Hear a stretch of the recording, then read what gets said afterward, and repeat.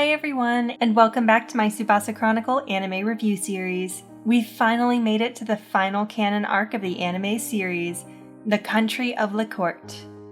LeCourt? Oh god, it's Celeste and Sarasu all over again. Anyway, after this arc I can honestly say that I have absolutely no idea what to expect.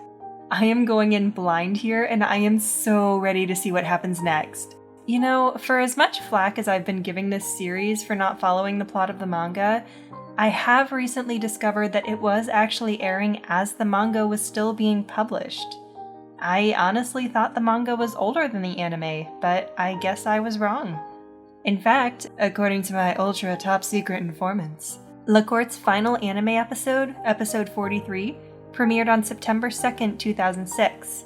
While LeCourt's final volume in the manga, Chapter 106 in Volume 14, was published in Japan on April 17th of 2006. While other arcs, including Acid Tokyo, were published before September of 2006, knowing how long it takes to animate even just a few seconds, it's easy to infer that B-Train simply didn't have any other material to go off of after they finished animating LeCourt and had to write a new ending for the anime. It's the same with Sarastora Country Part 1, The Last Wish, which premiered on October 15th, 2005. Even though the Sarastora Country arc, which absolutely proclaimed that death is permanent, was published on May 15th of 2005, B-Train was likely already well into producing and animating Sarastora Country Part 1 by that time. However, those are only my thoughts on the matter. It could also be assumed that Clamp knew how they wanted the story to end back then, tried to advise B-Train on the direction the anime should go in, but were ultimately overruled in favor of more family-friendly content. It could also be assumed that the anime was not popular enough, ran out of its budget, and had to end after season 2, so they needed a quick way to end the series. Therefore, animating Acid Tokyo, which started a whole new rabbit hole, simply wasn't an option. No matter what happened, after these 4 episodes of LeCourt, the anime spiraled off course from the manga, never to return. I'm so curious to find out how the anime ends, and how the hell they explain Phi's backstory, but that will just have to wait until after LeCourt. Time for the manga synopsis. Just a warning everyone, this one is quite a bit gory and will likely make you cry. We start out with another instance of 2 Shaorans meeting in a dream, before Shaoran awakens to find the group in a new world, the Country of LeCourt, where magic is thoroughly practiced and studied on a daily basis, as well as used for even the most mundane of things, such as traveling. In this world, there are huge libraries to aid its citizens in the pursuit of knowledge, making it the perfect vacation spot for bookworm Shaoran. Unfortunately, one of the first books he opens is a book copied from one of Sakura's feathers, granting the reader the ability to see the memories of the person who last opened it. In Shaoran's case, Kurogane had just opened it up, complaining that there was nothing written inside, so once Shaoran opens it, he is instantly shown Kurogane's memories. From these memories, Shaoran discovers that Kurogane once lived happily as a child with his warrior father and priestess mother in the province of Suwa, country of Nihon. However, one day his father is called to battle demons that appeared near their province's borders, while his ill mother remained within the shrine to keep up the magical wards as well as pray for his successful and safe return. Kurogane, worried for his mother's health, goes to see her in the shrine, only to find her brutally murdered by a mysterious assassin through an interdimensional portal. This causes her wards to fail and the province of Suwa to become overrun with demons. Overcome with grief, Kurogane knows that he must protect his home. However, one of the demons is carrying something inside its mouth. The severed arm of Kurogane's father, still clutching his prized sword Ginryu. Now absolutely seething in rage at the loss of both his mother and father, Kurogane proceeds to kill everything in his path. Seeing red, he can do nothing but slay more and more demons, becoming a danger to everyone around him, until Princess Tomoyo arrives and is able to subdue him with her power, which is how he received the scar on his left hand. By telling him that he needs to allow his mother to rest, as he had been protecting her body since she had passed on, Tomoyo is able to calm Kurogane down and brings him back to Shirasaki Castle to heal. They ask you how you are, you just have to say that you're fine when you're not really fine. Shaoran is thoroughly disturbed by everything he just saw, knowing that these are Kurogene's personal memories, and apologizes to the ninja as quickly as he can. Kurogane thinks nothing of it, however, knowing that it wasn't Shaoran's fault, and the matter is quickly dropped. However, Shaoran does inform Kurogane that the symbol on the sword that was used to kill his mother is the same symbol he saw on the minions that appeared before him in Clo when Sakura first lost her memories, allowing the ninja some closure as well as incentive to find out who exactly is pulling the strings behind the scenes as they travel. Fei Wang Reed, still able to watch the group as they travel, but now unable to truly interfere with the worlds they travel to, reveals that he is completely devoted to fulfilling his wish that requires the power from beneath the ruins of Clo, which is why he killed Kurogene's mother. Yuko, however, continues to inform him that his wish is impossible to fulfill despite any level of power he could achieve. It is soon discovered that the real memory book containing Sakura's feather is stored in the Central Library, a very well-guarded library with many rare books. After a short trip where Mokona roleplays the group as a family again, much to Kurogene's displeasure, the group arrives at the Central Library. When they inquire about the book containing Sakura's feather, though, they are told that it cannot ever be displayed due to its rarity, and they will only ever be able to handle duplicates. Unperturbed, Shaoran decides to Nicolas Cage his way through the problem and steal the declaration of, the book containing Sakura's feather. Mokona and Fai lead the group to the hidden area where the book is kept. Kurogane once again sees straight through Fai's bull and decides to call him out this time. Then the group finally arrives at the area where the book's power feels the strongest. Kurogane and Shaoran dive into the unknown area, while Fai, Sakura, and Mokona remain at the top.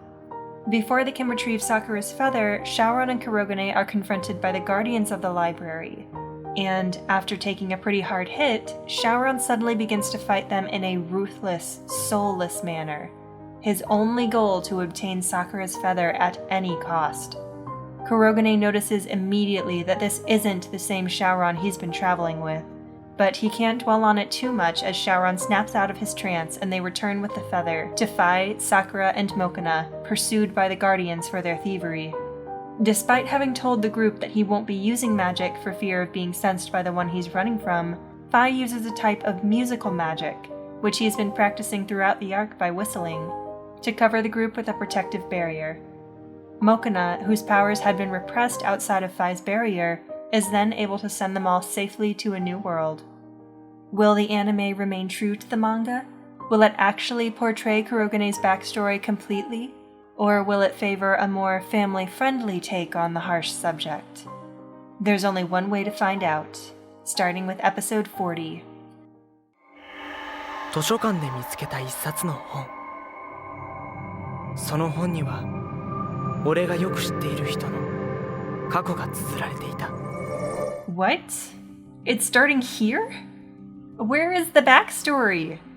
Shaoran's dream! The super cute scene with Sakura performing a dream charm! Where is it? Baby Kurogane! He's so freaking cute! And his voice actor is doing such a good job sounding like a little Kurogane. So far, so good. Nothing out of place plot-wise. Except, the whole gosh darn backstory. Okay, now this is going off story a bit.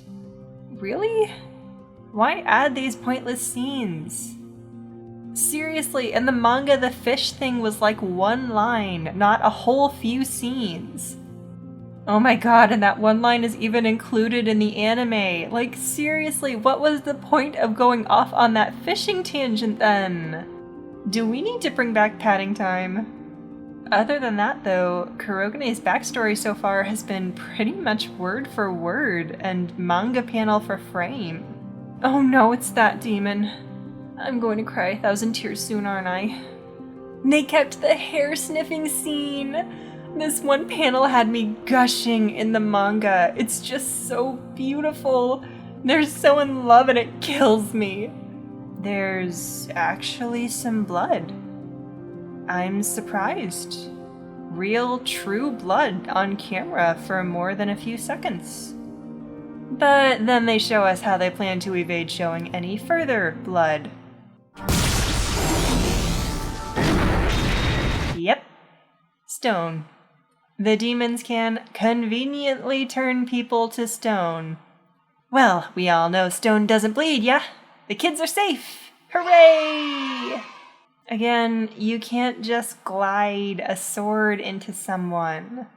Muscle and bone don't work that way. Wow. B-Train actually showed death up close for once. No disappearing people, no off-screen passing, just right there.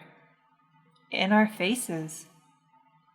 It's honestly so shocking to see in this anime that I don't think I'll be forgetting it for quite a while. God, Kurogene's screams. I can feel them in my soul. Oh my god, they actually show the severed arm? It's been turned to stone, but still. Oh my god. That look. ここは私にお任せいただけませんか？つくよみ。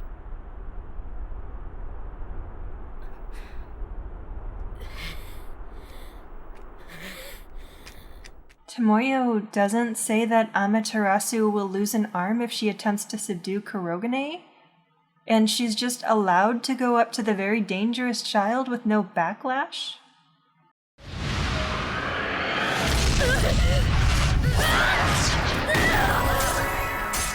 Seriously? But the scar on his left hand! They need to show him getting the scar! What is this kid-friendly bondage? お母様を眠らせて差し上げましょう。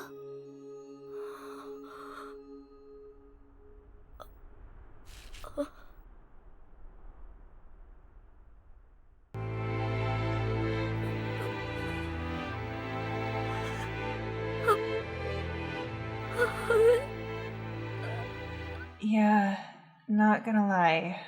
I'm tearing up. They ask you how you are, you just have to say that you're fine when you're not really fine. Well, despite the fact that they gave absolutely no backstory to the library or the current world they're in, that was very, very well done. Props to B-Train for a very well-produced backstory for Kurogane. Yuko, 久しぶり。あら、モコナ。 Are they actually keeping the little omake with Mokona talking about their sleeping companions? Aww. It's not the whole thing, but still enough to make the same point. Very cute. だが、知っちまったからって、俺の昔の傷をお前が抱え込むことはね。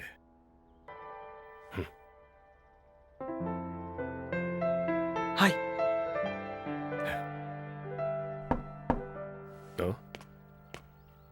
お話終わったかな? Wait, Shaoran hasn't had a chance to tell Kurogane about the symbol yet. Fai, Sakura, Mokona, get back outside. So, that's it then? We're not getting the beginning of this arc? Ever? But the dream charm. ごめんね。お父さんの稼ぎが悪いばっかりに。やめてファイカーさん。お父さんはいい人よ。母さん、俺働くよ。黒金父さんの分まで。ありがとう、我が息子よ。Mokona isn't doing much in terms of vocal impressions. They just sound like themselves in higher and lower pitches. Aren't disturbingly accurate impressions meant to be one of their 108 secret techniques? 羽は必ず取り戻します。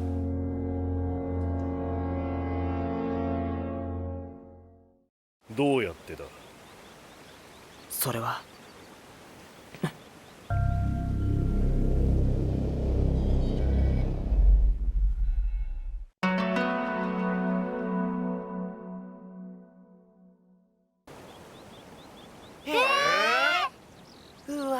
Wow, I guess you can't even say the word steal in this show. これは魔術によって作られた裁きのゲートという門です。この奥に保管されている記憶の本を守るための装置なのです。記憶の本を奪おうとする者がここを通ると、その悪しき心をこの門が感知して。A magical lie detecting gate? What the hell? This wasn't in the manga at all.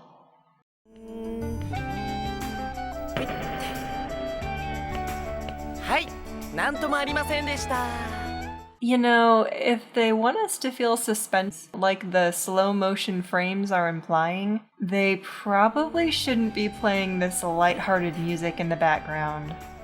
さくら、お疲れ。ちょっとドキドキしちゃったよ。でもよく頑張ったね。シャオラン君のおかげです。 Oh my god, by now the lady at the gate is probably like, oh yeah, these guys are definitely suspicious. Security! わあ、シャオラン助けて。ささ、その怒りをこっちに。 Oh my god, B-Train, why is Fi pointing at Sakura while saying that? ちょっとでも魔法をかじればわかることだよ。And Kurogane sees straight through Fi's bull. Yuki Kajiura, open up a club already. This is such a banger. Now that they're inside the magical barrier, Mokona shouldn't be able to give them their katanas. This is new. They should have been transported straight to the ruins. B-Train is really trying to stretch out this arc, aren't they? やっぱり。シャオラン君ってこういうところに住んでたんだ。Fi? A little quieter, please? Sakura's right there. I'm loving these new tracks from Yuki Kajiura. Oh my god, now they're at the castle? Just get to the book already. You all remember that you're being pursued, right? ここはさくらちゃんの記憶が魔術によって実体化した世界だったんだね。だからさくらちゃんの心に深く刻み込まれたものがこうして実体化しているんだよ。ただしまだまだ羽が足りないからさくらちゃんの記憶は不完全。それで街に全然人がいないんだろうね。But there should at least be Toya and Yukito, right? She's already remembered them, so shouldn't they be here? Tisk tisk, B-Train. Continuity, my friends. It's a thing. Hi, I'm Tour Guide Mimi, and welcome to your tour of the ruins of Clo. If you look to your right, you'll see Kurogane yet again confronting Fi's deception. Oh no, don't look away. If you keep staring long enough, you'll see the mage give away the slightest hint of vulnerability. A rare treat. Now then, if you look to your left, you'll see those 6 months in Yama we never got. Oh, whoops. Just kidding. It's a desert. Dude, the music makes this anime. Like, I haven't seen truly good animation since Odo Country, but the music is just so killer this season that sometimes I don't even care. Oh my god, now they're finally talking about the symbol. But that's right. Kurogane already saw the symbol back in Sarastora, so he's not really surprised. That kind of sucks. That was such a great twist in the manga. But now Kurogane's just like, yeah, sure, I figured that out worlds ago. And I also figured out that I want to keep traveling with you so that I can find the guy who killed my mom. Yeah, it's been a while since I figured that out. So I guess it's about time I brought you up to speed, yeah? Spoiler! Spoiler! Oh? Fei-Wing Reed can't see them anymore in the anime? But he could see them in the manga because of Shaoran's right eye. And they're still talking as if they can monitor them. So I'm slightly confused? Okay, they're finally back on track. But they've really covered a lot of the LeCourt arc already. This is the 3rd episode of the arc, and there's still another one after it. これって時計かな？ねえさくら、これって覚えてる？いいえ。 If she doesn't remember it, why is it there? さくらちゃんいい子だね。シャオラン君とクロ様もいい感じだし、俺もちょっと考えようかな。なんてね。 Fi should mull over things? What things? That all of his traveling companions are good people? Is that the anime trying to give him some sort of character development? Mull over what? You haven't given us anything about your backstory yet.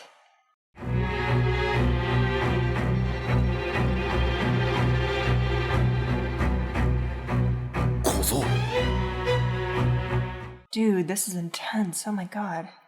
See, the clock wasn't in her memories until now.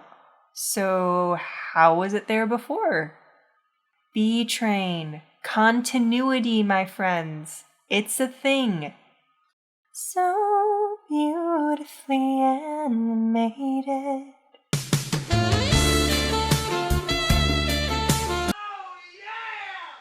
Okay, there's still one episode left. Are you telling me they're staying in LeCourt? てめえ、魔法は使わないと決めてたんじゃなかったのか？一応今まで使ってた魔法とはちょっと違うんだけどね。 Wait a second. Fi and Kurogane are having the same conversation that they should be having in Acid Tokyo. So does this mean that B-Train really did know about Acid Tokyo during animation? For that conversation to be in the script, which is literally the very first step in the animation process, B-Train must have known about Acid Tokyo before they even started animating LeCourt. Does this mean that the anime really was purposefully driven off course because the manga became too dark and bloody for television? If so, then I demand a reboot. So, the fact that Mokuna's magic couldn't transport them to a new world because of the library's nullifying spell implies that Fi's magical barrier wasn't powerful enough for interdimensional travel. Not only that, but it also made Mokuna too ill to use magic. That's just insulting. Fi is way more powerful than that. I could go on and on about this, but suffice it to say I'm a little ticked at how they downplayed Fi's magic after Kurogane literally just called him out for being a master of his craft.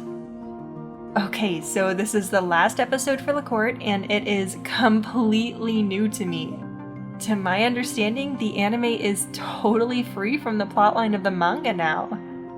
Of course, Fi and Kurogane know something's up with Shaoran, but why is Fi so surprised? According to his backstory in the manga, he should already know what Shaoran truly is. What is anime Fi's backstory?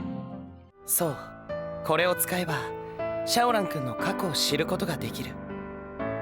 うまくいけばシャオラン君の謎を解くヒントがあるかもしれない。 Plotting to betray Shaoran's trust and look into his memories without permission? I don't think so. That is not what Fi and Kurogane would do. That is so out of character. I can't even believe that Clamp allowed B-Train to pull something like that. てめえは手伝う気なしか？うん。自分の過去を語らねえ代わりに他人の過去にも立ち入らねえってことか。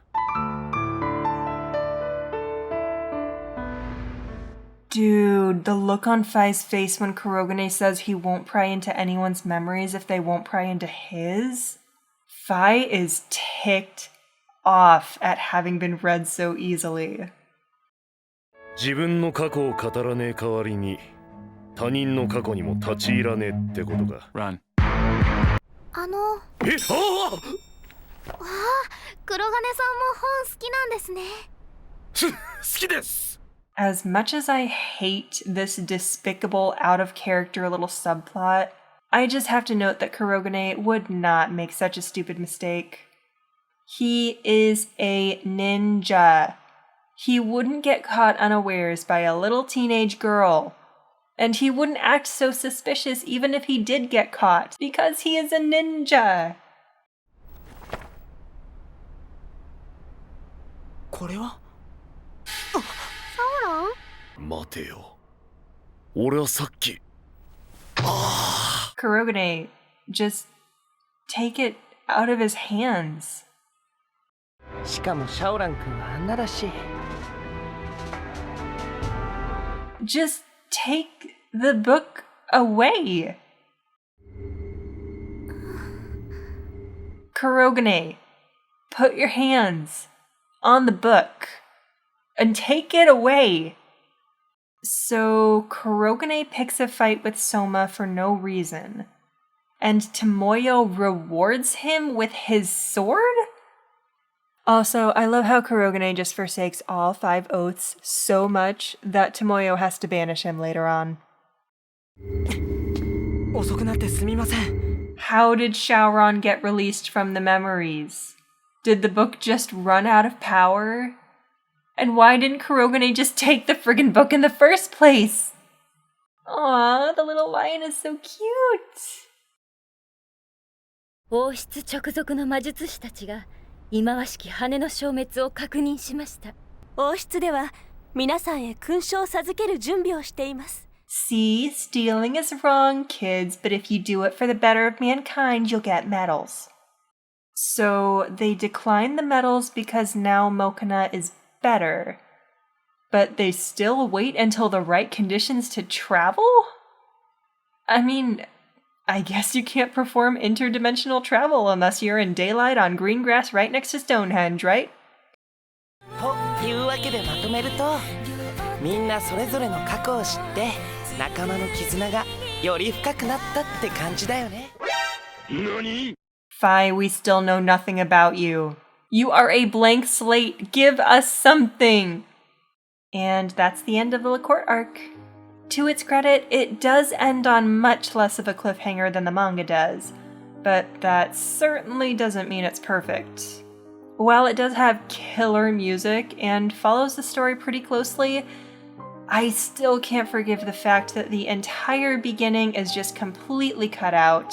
Bits and pieces are out of place, continuity errors and unnecessary additions abound, the animation really isn't all that great, the last episode is filled with out-of-character moments, and Kurogane doesn't just take the freaking book out of Shaoran's hands. I mean, seriously, you saw how it worked the first time, so why didn't you just...